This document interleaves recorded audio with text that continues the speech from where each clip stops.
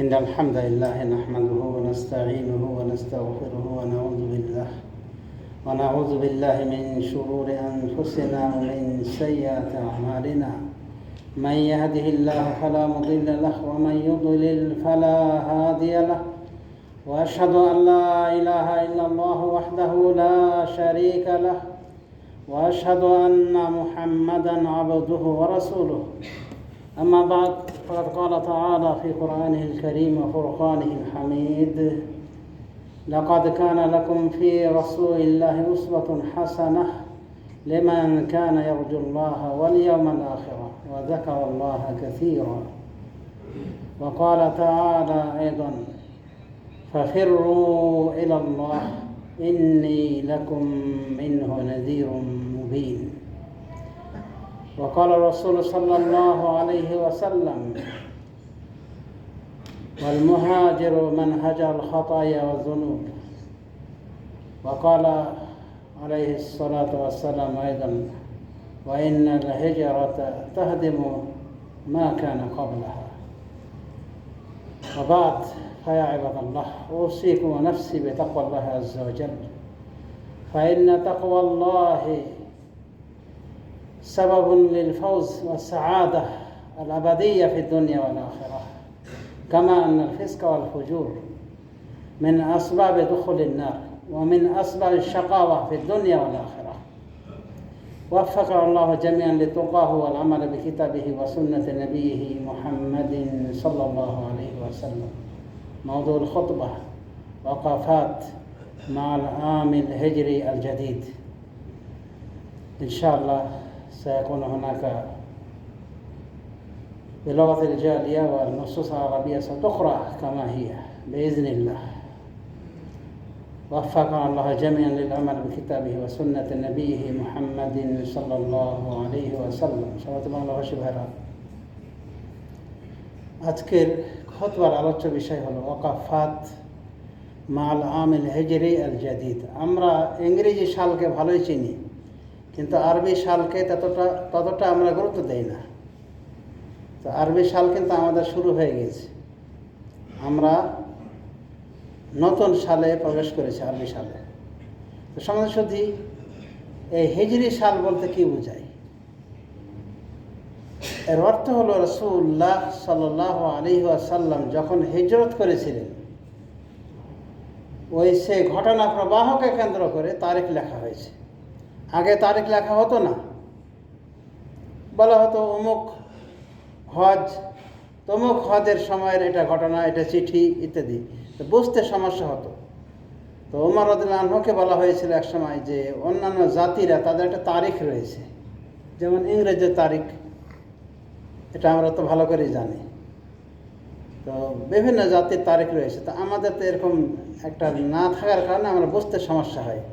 সরকারি চিঠি আসে, জানি না এটা কত সালের, কোন সময়ের, বলা হয় এত নম্বর হজের, এত এই সময়ের, বুঝতে সমস্যা হয়। একটা কিছু করা হোক, তারিখটা ধার্য করা হোক।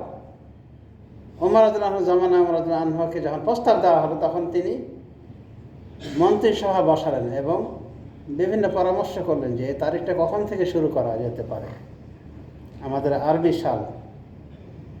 তখন বিভিন্নজন বিভিন্ন প্রস্তাবনা করলেন।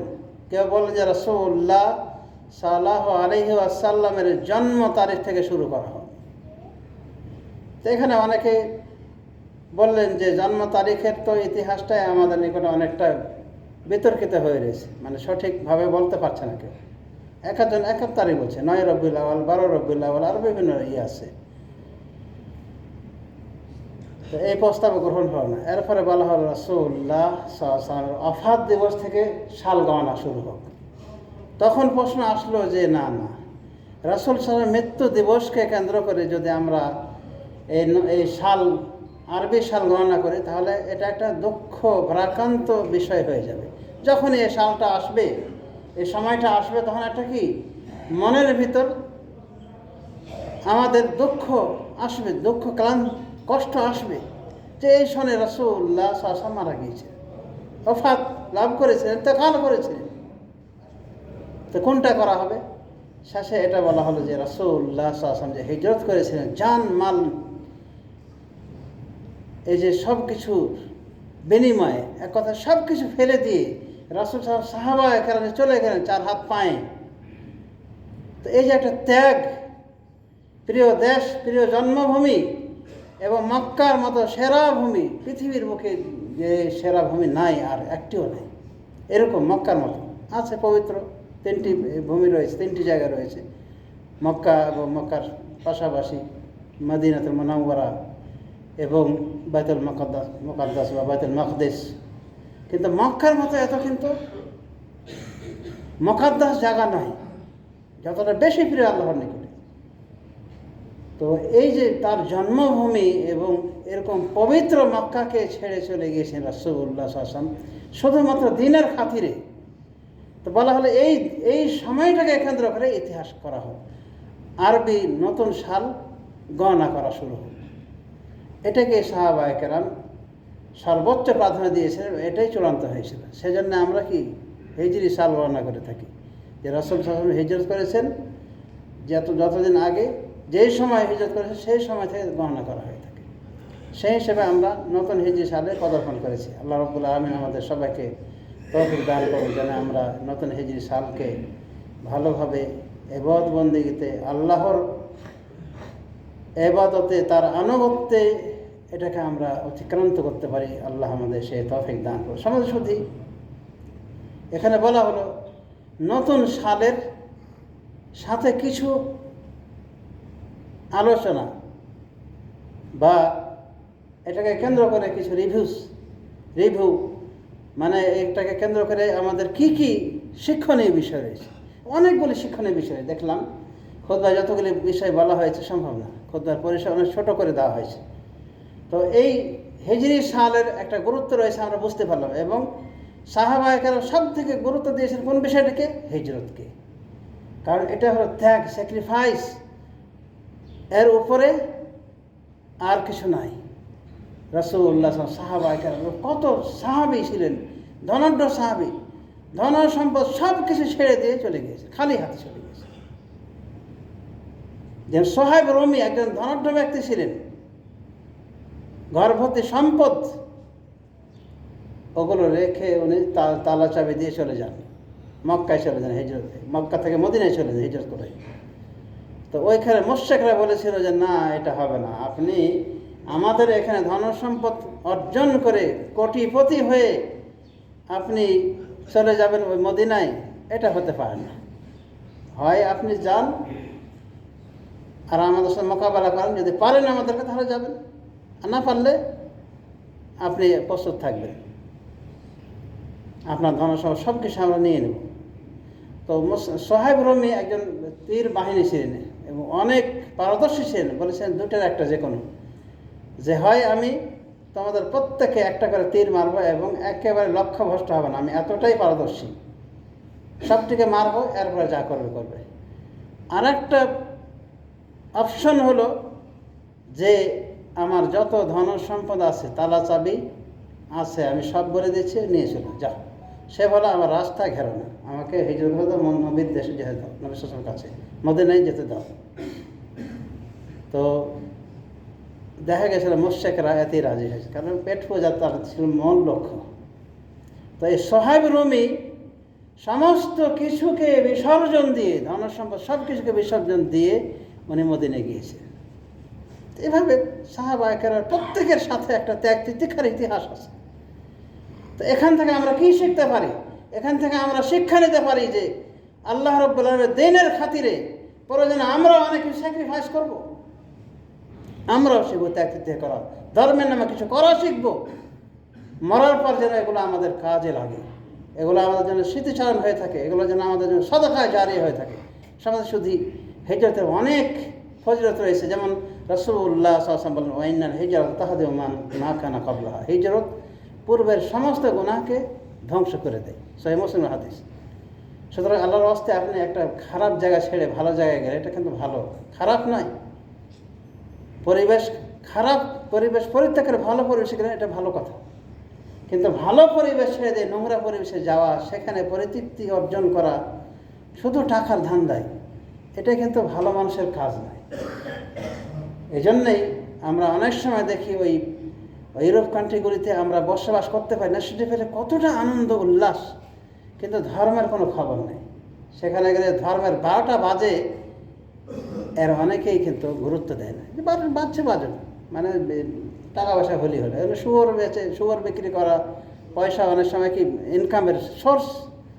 এমন সময় আমরা দেখা যায় হোটেলে কাজ করছে, নিজে শুয়োর খায় না, কিন্তু শুয়োর কেটে দিচ্ছে, শুয়োর রান্না করে দিচ্ছে, শুয়োর পরিবেশন করতেছে, মদ সব এরকম অনেক আছে। এখন সুদ ছাড়া সেখানে কোনো কারবারই নেই, এটা বাড়ি নিতে হলো সুদের কারবার, যেটা আমরা এদেশে এতটা বাধ্য না আছি। আলহামদুলিল্লাহ, ইচ্ছা করলে হক হারালে চলতে পারি। তো সমাজ শুধু ত্যাগ তিতিক্ষার ইতিহাস, ত্যাগ তিতিক্ষার শিক্ষা আমরা নিতে পারি এই হিজরতের ঘটনা থেকে। অন্যভাবে আমরা অর্জন করতে পারি যে আল্লাহ রাব্বুল আমিন আমাদের উপর যেগুলি ফরজ করেছেন সেগুলি আমাদেরকে শিরোধার্য করতে হবে। সে আমাদের পার্থিব সম্পদের ক্ষতি হোক না কেন, তবুও আমরা সেটা করতে বাধ্য। রাসূলুল্লাহ সাল্লাল্লাহু আলাইহি ওয়াসাল্লাম তিনি এত ভালো মানুষ হওয়ার পরও তার বিরোধিতা করেছিলেন মক্কার মুশরিকরা। তিনি কি হিজরত এমনি করেছিলেন? এমনি করেননি, কারণ নিজের প্রিয় জন্মভূমি আর পাক পবিত্র মক্কা কেউ ছেড়ে যেতে চাইবে না, রাসূল সাল্লাল্লাহু আলাইহি ওয়াসাল্লাম ছেড়ে যেতে চান না, কেউ তাকে বাধ্য করা হয়েছে। মহান আল্লাহ বলেন, ওয়াইদ ইয়ামকুরু বিকাল্লাযিনা কাফারু ইউসবিতুনাকা লিইউসবিতুকা আও ইয়াকতুলুকা আও ইউখরিজুক ওয়া ইয়ামকুরুল্লাহ ওয়া ইয়ামকুরুনা ওয়া ইয়ামকুরুল্লাহু আল্লাহু খায়রুল মাকিরিন। আল্লাহ বলেন, স্মরণ করে ওই সময়ের কথা যখন মুশরিকরা চক্রান্ত করেছিল। কিসের চক্রান্তগুলি? লিইউসবিতুকা, যে আপনাকে তারা জেলে আটকিয়ে দেবে, আও ইয়াকতুলুকা, অথবা হত্যা করবে, অথবা আমরা বের করে দেবে। ওয়ায়ামকুরুনাল্লাহ ওয়ায়ামকুরুনা, আর তারা মক্কর চক্রান্ত করতেছে। আল্লাহ খায়রুল মাকিরিন, কিন্তু আল্লাহ হলেন সর্বোত্তম কৌশলী। তার মানে আল্লাহ রাব্বুল আমিন রাসূলুল্লাহ সাল্লাল্লাহু আলাইহি ওয়াসাল্লাম আগে ইনফরমেশন দিয়ে দিয়েছেন যে আপনাকে নিয়ে মুশরিকদের পরিকল্পনা, কয়েকটা পরিকল্পনা, একটা পরিকল্পনা তাকে কয়েদি করে দেওয়া হয়, জেলে আটকে দেওয়া হোক, আটল হত্যা করা হোক, আটল বের করে দেওয়া হোক।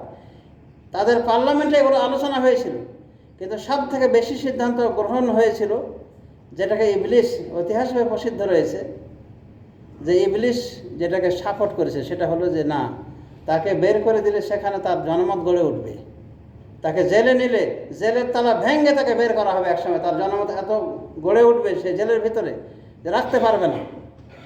তাকে হত্যা করাই হলো সর্বশ্রেষ্ঠ পথ। এটা কে বলেছিল? আবু জেহেল প্রস্তাব করেছিল, আর ইবলিস সাপোর্ট করেছিল। ইতিহাস হয়ে বলা হয় থাকে। তবে এত কিছু কোরআনে আল্লাহ বলে, তবে ইঙ্গিত দিয়েছেন যে ওরা মক্কর করতেছে আপনাকে নিয়ে, যে আপনাকে কয়েদে করবে, অথবা হত্যা করবে, অথবা বের করে দেবে। তো হত্যার প্ল্যান প্রোগ্রাম একে নিয়েছিল এবং তার বাড়ি পাহারা দিয়েছিল গভীর রাতে হত্যা করার জন্যে। কিন্তু রাসূলুল্লাহ সাল্লাল্লাহু আলাইহি ওয়াসাল্লাম তাদের চোখের সামনে দিয়ে বের হয়েছিলেন, একটু টেরও পাননি। তাদের চেহারায় ধুলা ছড়িয়ে দিয়েছিলেন, ছুঁড়ে মেরেছিলেন।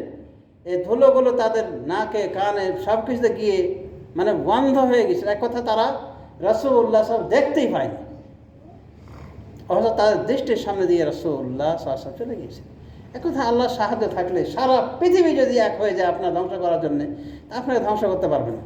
আবার আপনার উপকার করার জন্য সারা পৃথিবী যদি এক হয়ে যায়, কোনো উপকার করে দিতে পারবে না যদি আল্লাহ ওই উপকারটা না চান। তাহলে দেখা সব কিছু মহান রব্বুল আলামিনের হাতে। সমাজে শুধু হিজরতের শিক্ষা দীক্ষার অনেক বিষয় রয়েছে। লক্ষ্য করে দেখেন যে রাসূলুল্লাহ সাল্লাল্লাহু আলাইহি ওয়াসাল্লামকে সাপোর্ট করেছেন আবু বকর রাদিয়াল্লাহু আনহু, এতটাই সাপোর্ট করেছিলেন যে তার ধন সম্পদ সব কিছু সাথে নিয়ে রাসূলুল্লাহ সাল্লাল্লাহু আলাইহি ওয়াসাল্লামের সাথে আত্মগোপনে গিয়েছিলেন। বাড়িতে কিছুই রাখেননি, মানে ওরকম সম্পদ।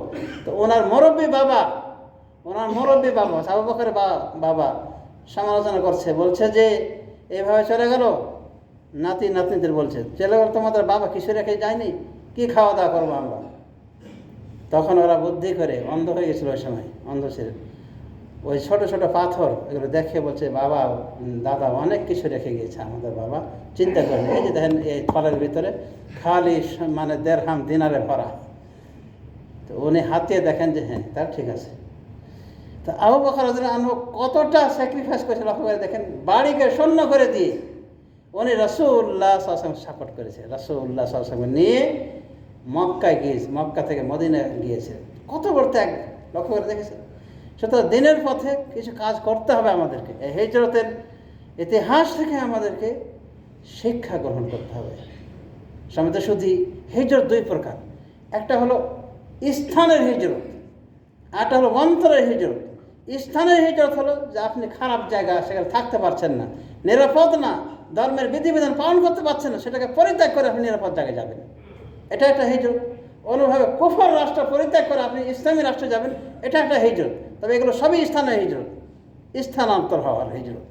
আরটা হলো হৃদয়ের হিজরত। হৃদয়ের হিজরত হলো যে আল্লাহ রাব্বুল আলামিন যা কিছু নিষেধ করেছেন সেগুলোকে আপনি পরিত্যাগ করবেন, সমস্ত হারাম পরিত্যাগ করবেন, সমস্ত কবিরা গুনাহ পরিত্যাগ করবেন। এমনকি যেগুলো মাকরুহ রাখা হয়েছে, নিন্দিত বিষয় রাখা হয়েছে, সরাসরি হারাম বলা হয়নি, সেগুলোকে একজন মুমিনের কর্তব্য হয়ে পরিত্যাগ করে চলার চেষ্টা করবেন। কিন্তু হারাম এগুলো অবশ্যই পরিত্যাগ করতে হবে, কবিরা গুনাহ অবশ্যই পরিত্যাগ করতে হবে। ওয়াল মুহাজির মান হাজার খাতায়া যুনুব, মুহাজির মানে আল্লাহর দিকে হিজরতকারী ব্যক্তি, সেই প্রকৃত হিজরতকারী ব্যক্তি সেই যে গুনাহ খাতা পরিত্যাগ করে দিয়েছে। তো এগুলো হলো কি হিজরত, কিন্তু এটা হৃদয়ের হিজরত। তাহলে হিজরত দুই প্রকার আমরা বুঝতে পারলাম। তো স্থানের হিজরত আমাদের হতে লাগে না, আমার মুসলিম দেশে আছে আলহামদুলিল্লাহ, 5 ওয়াক্ত সালাত সিয়াম সব কিছু আমরা পাওয়া, আমরা কি স্বাধীন। কিন্তু এমন কুফর রাষ্ট্র আছে যেখানে আপনি পর্দা করলে আপনাকে কি আপনার স্ত্রী মেয়ে পর্দা করলে তাদের পেছনে কি তারা খড়গহস্ত হয়ে যায়, তাদেরকে অপমান করে, লাঞ্ছিত করে, আর অনেক কিছু ইসলামী বিধিবিধান পালন করতে পারবেন না। কোরবানির একটা বিধান, ইসলাম শিক্ষিত বিধান, বাবা ইব্রাহিম আলাইহিস সালাম থেকে যেটা চালু হয়েছে, রাসূলুল্লাহ সাল্লাল্লাহু আলাইহি ওয়াসাল্লাম যেটা পালন করেছেন, দেখিয়েছেন, সেই বিধানটা ভারতে পালিত হতে পারছে। অনেক জায়গায় দেখা যাচ্ছে যে গরু কোরবানি করার কারণে মানুষকে কোরবানি করছে তারা, কই স্বাধীনতা। তো স্বাধীন হয়ে থাকা একটা অনেক বড় ভাগ্যের বিষয়, অনেক বড় ভাগ্য। তো এই হিজরতের মাধ্যমে অনেক সময় এরকম হয়ে থাকে যে আপনার পছন্দের জায়গায় আপনি চলে যাবেন, যেখানে ইসলাম পালনের ক্ষেত্রে আপনি স্বাধীন। তো খারাপ জায়গা, খারাপ দেশ, খারাপ অঞ্চল পরিত্যাগ করে আপনি আরেক জায়গায় যাবেন যে জায়গায় ভালো, এটা আপনি অবশ্যই খেয়াল করতে পারেন। যা হোক সমাজের সাথে আশা করি আমরা বুঝতে পেরেছি যে হিজরতের বিষয়টি, হিজরতের অনেক কিছু শিক্ষণীয় বিষয় রয়েছে। সংক্ষিপ্ত আকারে যা সম্ভব হল তা বললাম। আল্লাহ রাব্বুল আলামিন তৌফিক দান করুন। ওয়া আকুলু কাওলি হাযা ওয়া আস্তাগফিরুল্লাহ লি ওয়া লাকুম ওয়া লিসাইরিল মুসলিমিন ফাস্তাগফিরুহু লিযুনুবিকুম ইন্নাহু হুয়াল গফুরুর রহিম।